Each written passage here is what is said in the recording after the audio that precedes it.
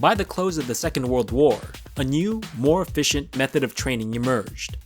As the L&D industry acquired more knowledge about how people learn, it developed pre-packaged curriculum that could be taught without the aid of instructors. This pre-programmed method had the advantage of allowing employees to learn by themselves and at their own pace. The increasingly widespread use of computers in the 1960s left no corner of society untouched, including the L&D industry. The post-war trend of replacing instructors with programmed, self-paced learning materials continued, but with a new component and approach: incremental, small-step instruction accompanied with brief quizzes designed to test the learner's knowledge.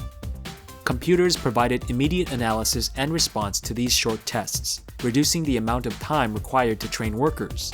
Indeed, today's self-paced online learning is a product of computer-based training innovated over 50 years ago. With the arrival of the modern era and the maturing of the L&D industry, new ideas, concepts, and terminologies emerged, each one building on the successes of its predecessors. Some of these ideas were developed into bodies of knowledge and philosophies about learning and offered intriguing and resonant terms like instructional design, informal learning, or the theory of multiple intelligences, which states that there is more than one way to define a person's intellect, and that different people process information in different ways. One example of a successful instructional design framework is ADDIE. ADDIE is an acronym for Analyze, Design, Develop, Implement, and Evaluate. It was developed for the military to help explain the myriad processes required to train a person to perform a specific and complex job. The last 30 years have seen the industry grow in ways its founders could never have imagined. In 1989, when AT&T launched the world's first electronic performance support system, many observers noted its similarity to the on-the-job training techniques developed 100 years earlier. In both cases, just-in-time teaching assets could be updated immediately, the difference being that AT&T conducted its updates online.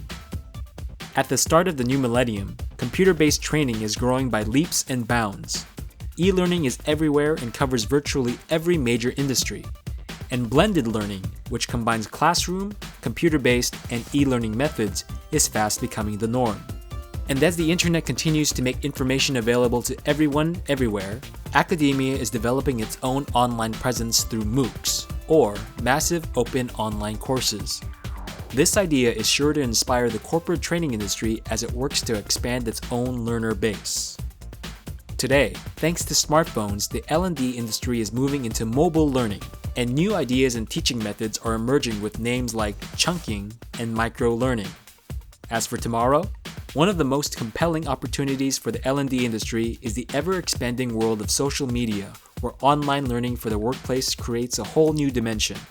Given the right mix of high-tech and high-touch models, the prospect of role-based design for job productivity is at our fingertips.